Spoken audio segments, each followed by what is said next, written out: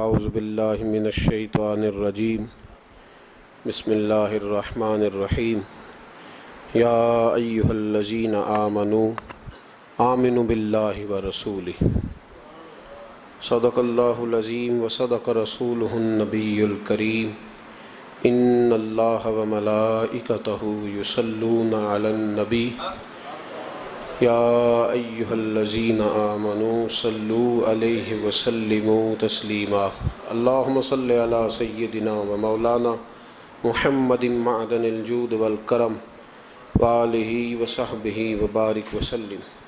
تمام تعریفیں اللہ تبارک و تعالیٰ کے لیے، ہر قسم کے درود و سلام نبی رحمت سید عالم صلی اللہ علیہ وسلم کی ذات والا صفات کے لیے حمد و صلوات کے بعد، عزیز دوستو، اسلام ایک نظریے کا نام ہے، ایک سوچ کا نام ہے۔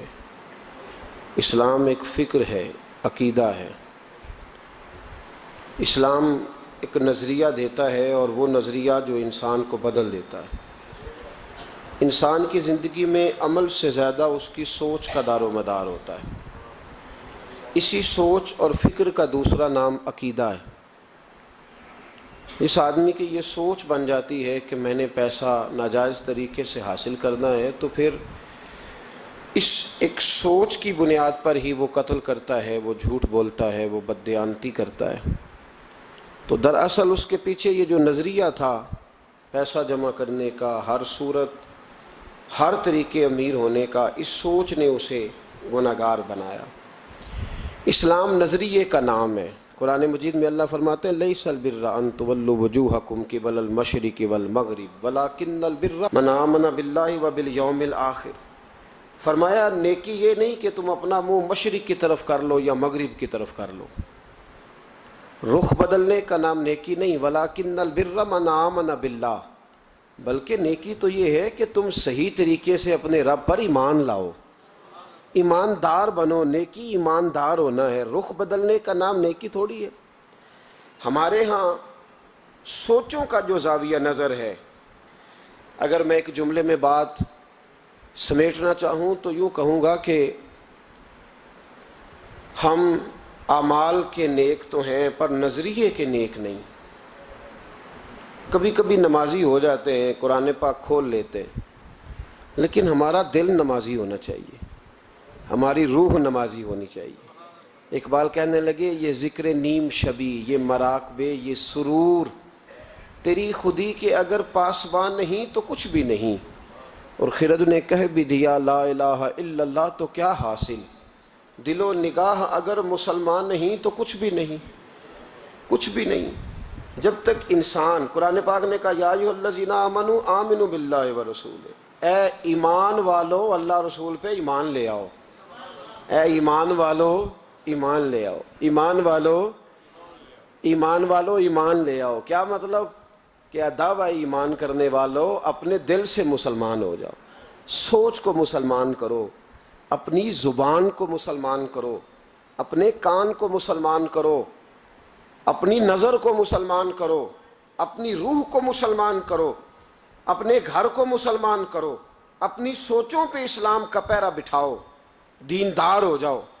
اسلام دیکھیں نا، اسلام تو آپ کو سکون دیتا ہے۔ اگر کسی کی سوچ بن جائے کہ میں اپنے رب کے سپرد ہوں تو وہ آرام اور سکون میں آ جاتا ہے۔ 24 سال کی بیٹی کا اگر 4 سال کا بیٹا انتقال کر گیا، کسی نے جا کے کہا کہ بڑا ہی افسوس ہوا ہے تیرے بچے کا، تو ایمان نے اسے کتنا مضبوط کر دیا ہے۔ وہ کہتی ہے نہیں، اللہ کی فصل ہے، پکی کاٹ لے تب بھی ٹھیک ہے، کچی کاٹ لے تب بھی ٹھیک ہے۔ اب یہ جو نظریہ ہے اس نے اسے جوان کر دیا ہے، مضبوط کر دیا ہے، توانا کر دیا۔ اس نے اس کے اندر ایک تبدیلی، اسلام سوچ کی تبدیلی کا نام ہے۔ اگر نظر بھی میلی رہے، زبان بھی گالی سے غیبت سے بھرپور رہے، دلوں میں حسد رہے، کینہ رہے، عداوت رہے، تو پھر من کے میلے اگر تن اجلا کر بھی لیں تو لوگوں کی نظر میں تو شاید وہ بن سنور جائیں، لیکن میرے نبی پاک نے فرمایا رب تو جب بھی دیکھتا ہے تیرا دل ہی دیکھتا ہے۔ ہم اپنے بوسیدہ جسموں پر رنگین کپڑے پہن کے نا، مرے ہوئے من کا تن اجالا کر کے اجلا کر کے لوگوں کے سامنے آتے ہیں، دیکھ لو میں کتنا نیک پرہیزگار ہوں۔ او بھائی، نیکی اور پرہیزگاری کا تعلق دنیا داروں کے ساتھ نہیں ہے، نیکی اور پرہیزگاری کا تعلق اللہ رسول کے ساتھ۔ تو بتا تیرا رب رسول کے ساتھ وہ رشتہ کتنا مضبوط ہے۔ حضرت بایزید بستامی رحمۃ اللہ علیہ کا زمانہ مبارکہ تھا، تو ایک یہودی اور مسلمان کا دوستانہ تھا۔ تو وہ یہودی سے وہ مسلمان دوست روز کہتا تو مسلمان ہو جا، وہ ٹال دیتا، کہتا چل یار ٹھیک ہے انشاءاللہ خیر ہو جائے گی، جس طرح انسان ٹال مٹول کرتا ہے نا اپنے جملوں میں، وہ ٹالتا۔ وہ کہتا نہیں یار تو مسلمان ہو جا، تو میرے دین میں آ جا، میرا دوستانہ بھی ہے، پیار بھی ہے، تعلق بھی ہے، میں چاہتا ہوں مذہب بھی ایک ہو جائے، عقیدہ اور نظریہ بھی، تو مسلمان ہو جا۔ جب اس نے کئی دنوں اصرار کیا اور بات کو نہ چھوڑا تو یہودی بول پڑا، کہنے لگا یار میں نے 2 اسلام دیکھے ہیں، بتا کون سا اختیار کروں؟ 2 اسلام دیکھے ہیں، کہا 2 اسلام کون سے؟ کہنے لگا ایک اسلام وہ ہے جس پہ تو عمل کرتا ہے، اور ایک اسلام وہ ہے جس پہ حضرت بایزید بستامی عمل کرتے ہیں۔ میں نے 2 اسلام دیکھے، ایک میں نے تجھے دیکھا ہے کہ میں شراب پیتا ہوں تو معاذ اللہ تو بھی میرے ساتھ پیتا ہے، حالانکہ تو مسلمان ہے۔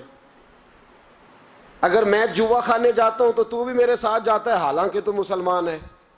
اگر میں جھوٹ بول رہا ہوتا ہوں تو تو 10 مجھ سے بڑھ کے بولتا ہے، حالانکہ تو مسلمان ہے۔ اگر میں چوک میں کھڑے ہو کر معاذ اللہ بہن بیٹی بہو پہ گندی نظر ڈال رہا ہوتا ہوں تو بھی ڈال رہا ہوتا ہے، حالانکہ تیرا دعویٰ ہے کہ تو مسلمان ہے۔ ہم دونوں پارٹنر ہیں، بزنس کرتے، جہاں سے حرام کمائی میں کھاتا ہوں تو بھی وہیں سے کھاتا ہے، حالانکہ تو مسلمان ہے۔ کہنے لگا ایک اسلام تیرا ہے اور ایک اسلام حضرت بایزید بستامی کا ہے، اس کی میں نے نظر کو بھی پاک دیکھا ہے، جسم کو بھی پاک دیکھا ہے، روح کو بھی پاک دیکھا ہے۔ مسلمان جائیں تو ان کو بھی اس کے پاس سکون ملتا ہے، بے ایمان چلے جائیں تو اللہ دولت ایمان عطا فرما دیتا ہے۔ ایک اسلام تیرا ہے، ایک اسلام حضرت بایزید کا ہے، تو بتا کون سا دین قبول کروں؟ اگر تو تیرے والا اسلام ہے تو پھر تو اس میں کوئی مسئلہ نہیں، کلمہ ہی ایک پڑھنا ہے، لا الہ الا اللہ محمد رسول اللہ صلی اللہ علیہ وسلم، باقی تو سارے کام وہی ہیں جو یہودیوں والے، عیسائیوں والے، کافروں والے۔ تو ٹھیک ہے پڑھا دے، پڑھ لیتا ہوں، ایک کلمے کا ہی فرق ہے۔ اور اگر اسلام وہ ہے جو حضرت بایزید کا ہے تو پھر تو نہ میرے ساتھ گفتگو کر، پھر حضرت بایزید کو کہہ مجھے آ کے کہیں، اس لیے کہ اگر اسلام وہ ہے جس کی حضرت بایزید جس پر عمل کرتے ہیں تو میں کل بھی کلمہ پڑھنے کو تیار ہوں، میں آج بھی کلمہ پڑھنے کو تیار۔ مسئلہ یہ بن گیا ہے کہ ہم بڑے تگڑے مسلمان ہیں، تگڑے، لیکن حال یہ ہے کہ رمضان میں جب سموسے بکتے ہیں نا، جو رمضان میں بھی سموسے بکتے ہیں، جس نے روزے رکھا ہوا ہے دکاندار نے، وہ بھی گندے تیل میں سموسے نکال رہا ہے، گندے تیل۔ رمضان المبارک میں بھی جو پکوڑے بیچ رہا ہے نا، تو اس نے وہ والا بیسن خریدا ہے جو سب سے سستا ملتا ہے۔ اے مسلمان، یہ نہیں سب اس کو کوئی بندہ کہہ دے تو مسلمان نہیں، تو گریبان سے پکڑ لے گا، گرا لے گا۔ جو چوک میں کھڑا ہے نا، چوک میں بچیوں کے اسکول سے چھٹی ہوئی ہے، کالج سے چھٹی ہوئی ہے، تو جو چوک میں کھڑا ہے، اگر آپ اسے بے ایمان کہیں گے تو وہ آپ کو لٹا کے ڈنڈوں سے مارے گا، حالانکہ کھڑا چوک میں ہے، تاڑ رہا ہے مسلمانوں کی بہو بیٹی کو۔ پر آپ بات کریں، وہ کہے گا سب سے بڑا مسلمان میں ہوں، تو کیا ہوتا ہے؟ ہمارے حکمران کہتے ہیں مولانا آپ ہم پہ فتویٰ دیتے ہیں۔ ایک بولتا ہے، کہتا ہے میرے گھر میں تو خانہ کعبے کا غلاف پڑا ہوا ہے، ایک کہتا ہے میرے پاس تو مسجد نبوی شریف میں جو صفائی ہوئی تو وہاں سے انہوں نے جو ریاض الجنہ کا قلین اٹھایا وہ میرے پاس پڑا ہے۔ ایک پاکستان کا صدر ایسا بھی گزرا ہے، کہتا ہے مجھ سے زیادہ نیک کون ہوگا، میں تو 6 دفعہ کعبے کے اندر گیا ہوں۔ یہ اعلان کرتے ہیں۔ او خدا کے بندے، کعبے کا غلاف پاس ہونا اگر ایمان کی علامت ہوتی تو کعبہ تو سارے کا سارا ابو جال کے پاس تھا۔ اگر مسجد نبوی کا قلین پاس ہونا علامت ایمان ہے تو عبداللہ بن ابی سلول جو منافقوں کا سردار تھا، وہ تو 5 نمازیں نبی پاک کے پیچھے پڑھتا تھا، تو رہتا ہی ریاض الجنہ میں تھا۔ اور اگر خانہ کعبہ کے اندر جانا ایمان کی علامت ہے تو 360 بت تو بڑا زمانہ رہے ہی اندر ہیں، باہر آئے ہی نہیں۔ تو کس قسم کا فلسفہ ہے ہمارا؟ ہم کس قسم کا انداز رکھتے ہیں؟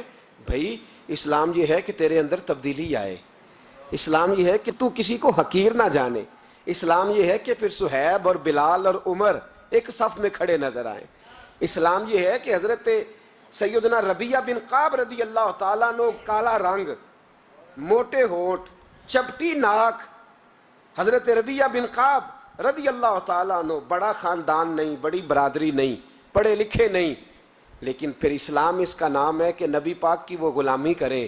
اور حضور ان سے کہہ دیں کہ جاؤ فلانے سردار سے کہہ دو جا کے کہ میں تیری بیٹی کا نکاح اپنے اس کالے رنگ کے غلام سے کرنا چاہتا ہوں. تو وہ غلام جا کے پیغام دے تو باپ اور ماں تو مہلت مانگے سوچنے کی اور کہیں شام کو بتائیں گے، اور بیٹی بول کے کہے نہیں، یہ کفر کا دور نہیں، یہ اسلام کا دور ہے. سوچیں بدل گئی ہیں، کوئی چھوٹا نہیں، کوئی بڑا نہیں، کوئی چودھری نہیں، کوئی کمی نہیں، سارے ایک ہیں. اور بیٹی بول کے کہے ابا جی میری فکر نہ کرو، اگر نبی پاک نے کالے رنگ کے حبشی غلام کا رشتہ بھیجا ہے تو آپ مجھ پر زیادہ مہربان نہیں، میرا رسول مجھ پر زیادہ مہربان ہے. آپ مجھے بھیجیں، میں اسی کے ساتھ نکاح کروں گی. مجھے امید ہے رب رسول مجھے ضائع نہیں کر. پھر سوچیں بدل جائیں گے.